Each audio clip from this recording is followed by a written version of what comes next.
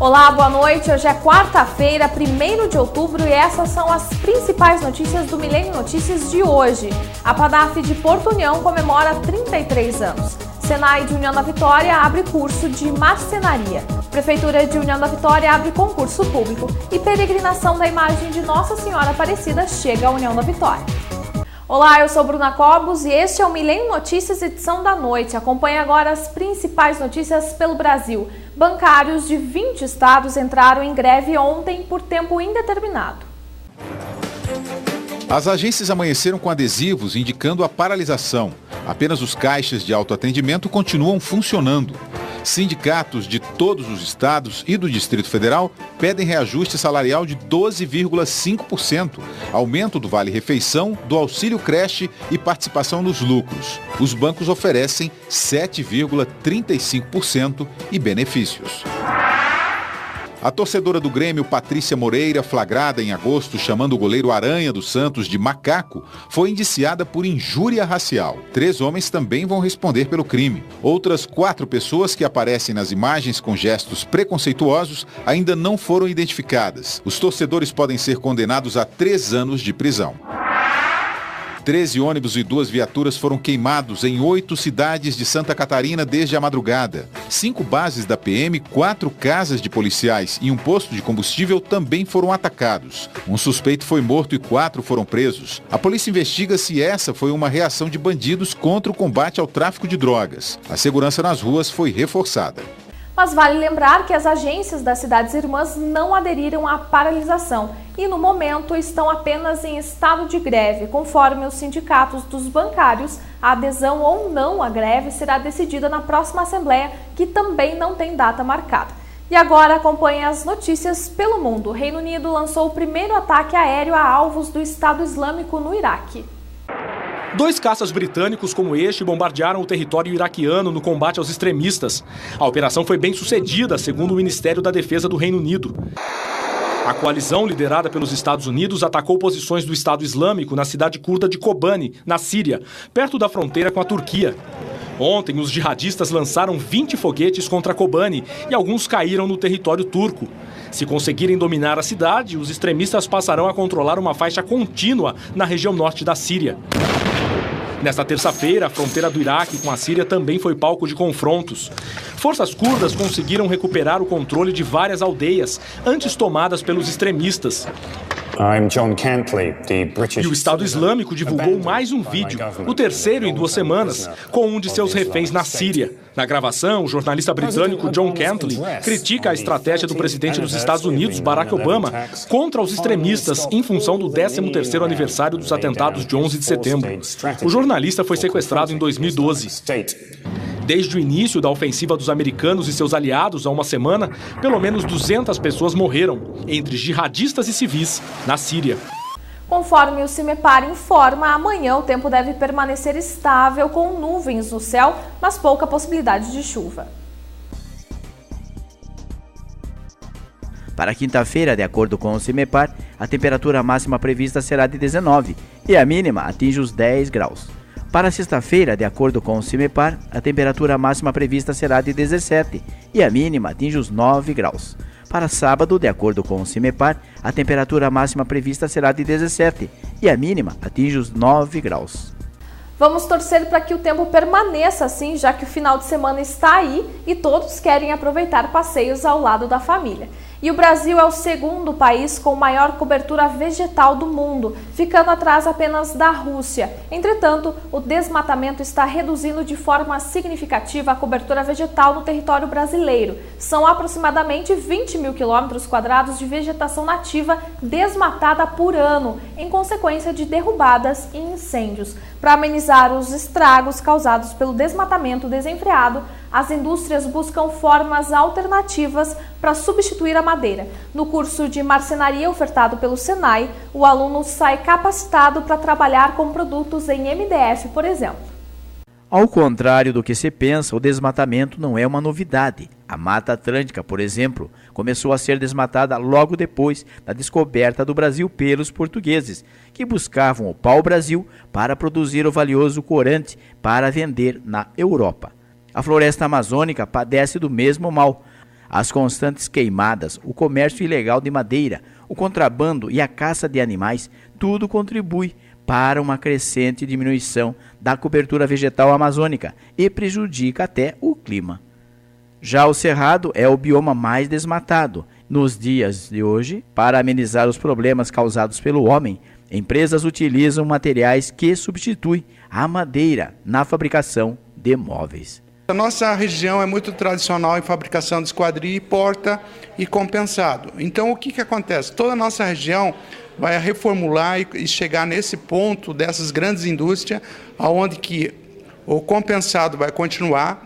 Vocês viram que o mercado de esquadria diminuiu, basicamente vai terminar, porque nós não temos mais madeira nativa para fazer extração. Deve-se trabalhar com madeira de reflorestamento, aonde que, se você for fazer um compensado, né, você sobra o rolete e você não consegue ocupar.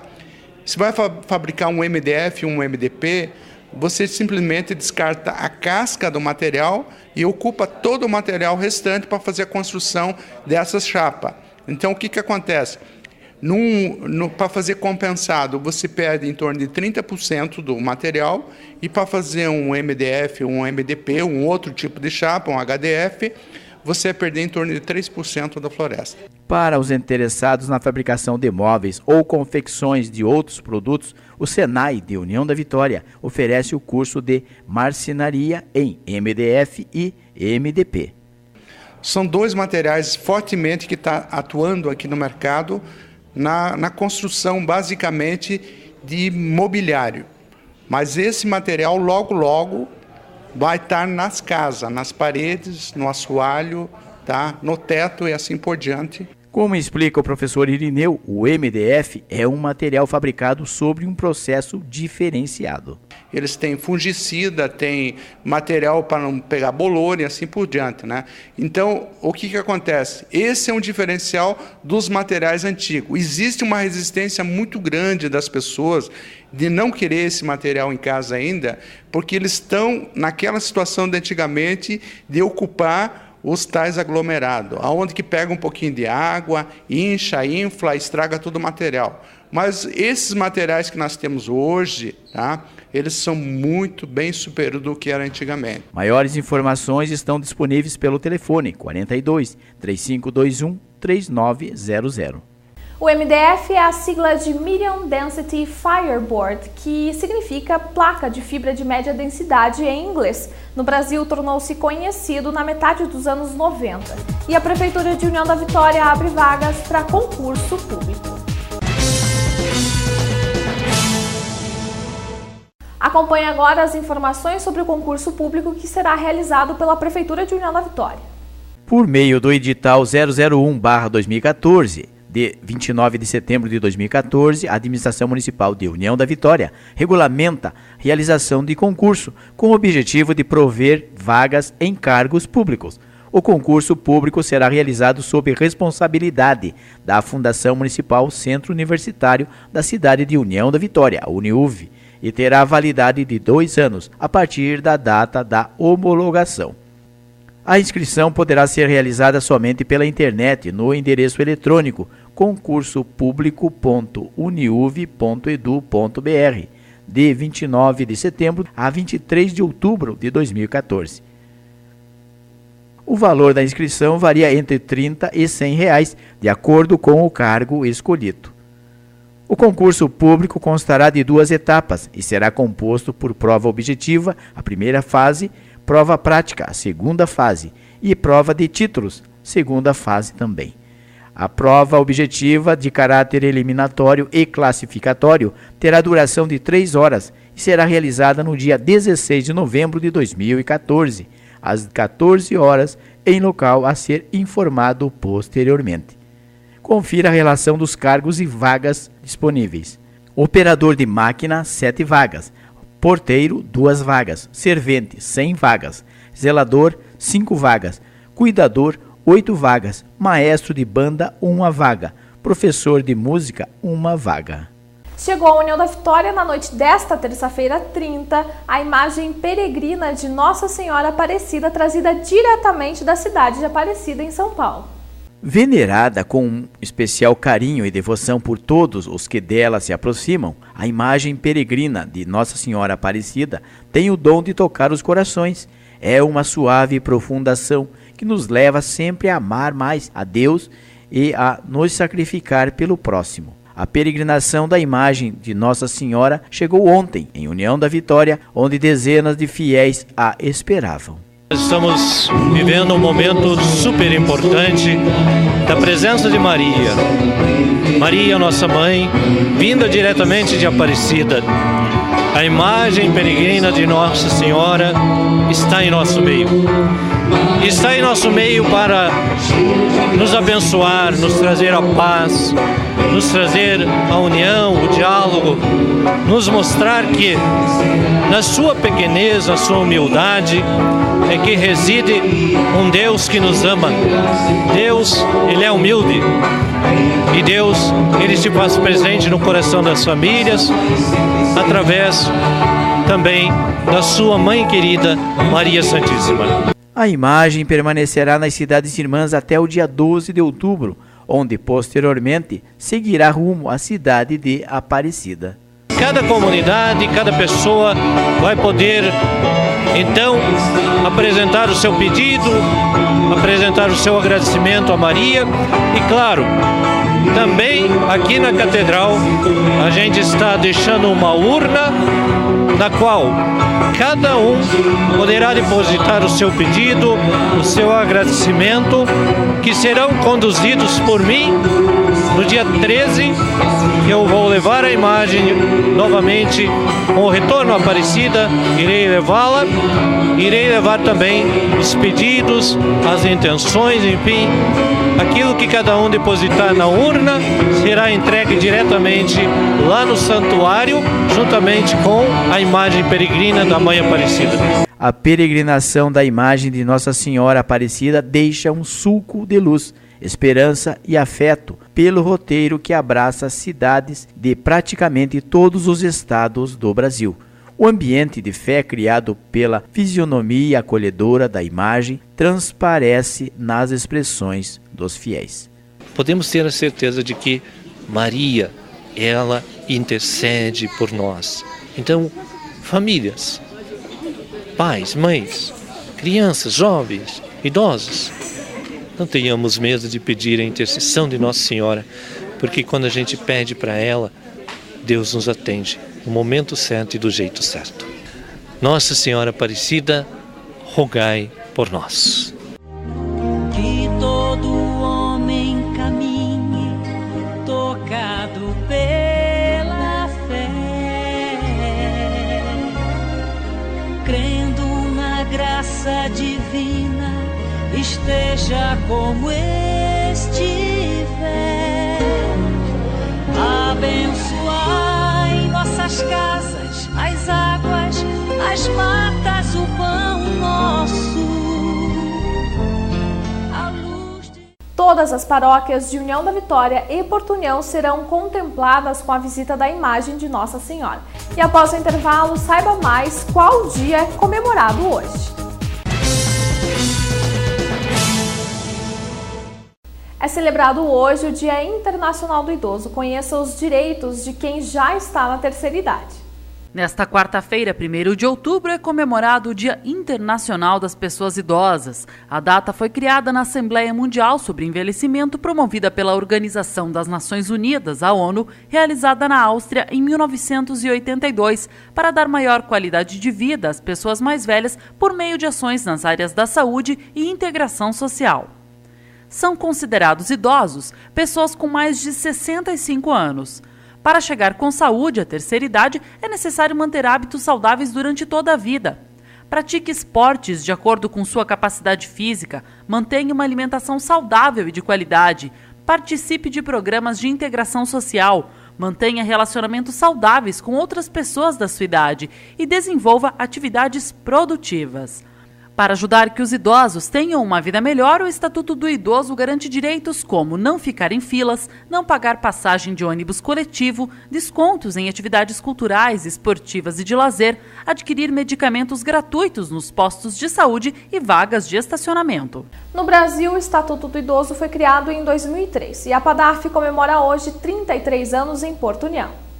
Na quarta-feira, 1º de outubro, uma celebração marcou os 33 anos da Associação de Pais e Amigos do Deficiente Auditivo e da Fala, a PADAF de Porto União.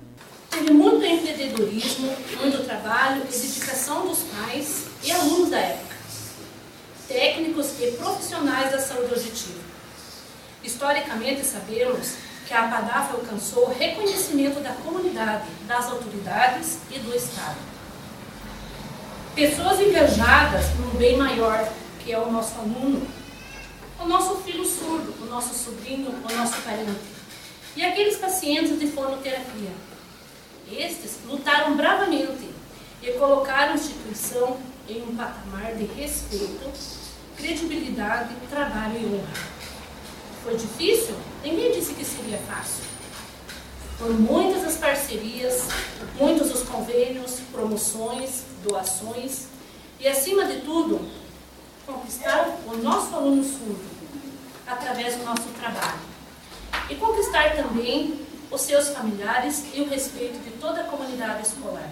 Em abril de 2013, implementamos mais um setor na PADAF, que é o Centro de Captação de Recursos.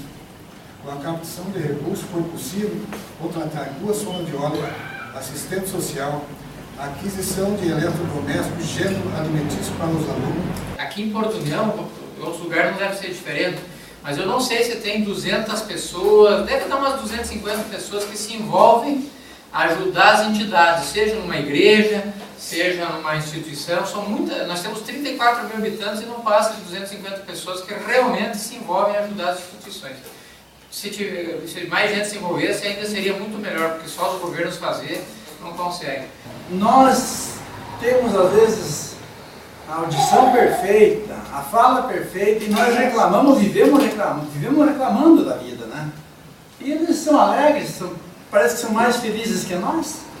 Me passou essa imagem e essa mensagem quando eles estavam cantando. O nosso maior orgulho é ter surdos, foram meus carregados no colo, quando eu iniciei aqui, ingressando e concluindo o ensino superior nas mais diferentes áreas. Pedagogia, informática de gestão, psicologia, letras, direito. E muitos deles se tornaram nossos colegas de trabalho. Além de conhecer brevemente a história da instituição, os presentes puderam assistir o coral Mãos que Falam e participar de um coquetel.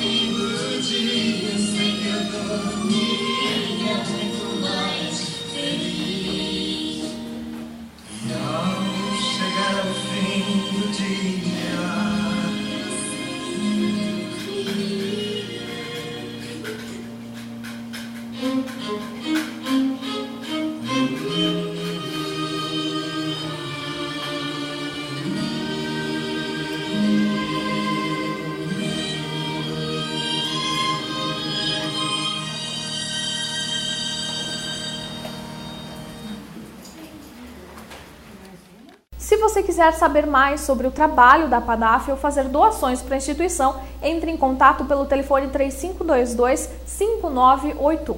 E as eleições estão chegando e você, sabe qual a diferença entre o voto branco e nulo? Acompanhe na reportagem a seguir. Neste domingo, 5 de outubro, acontecem as eleições para presidente, governador, senador e deputados federais e estaduais em todo o Brasil. Apesar do grande número de candidatos em todas as federações do país, muitos eleitores afirmam que vão votar em branco ou nulo como forma de protesto. Mas atenção, essa pode não ser a melhor opção. A principal diferença entre o voto branco e o voto nulo é que o nulo o eleitor, no momento da urna, ele vai digitar um número que não existe. O voto branco, existe um botão específico, voto em branco. Na prática, no resultado da eleição, qual que é a interferência que isso tem? Nenhuma. Porque tanto o voto branco quanto o voto nulo não são contados para nenhum efeito. O que é contado para as eleições são somente os votos válidos, né?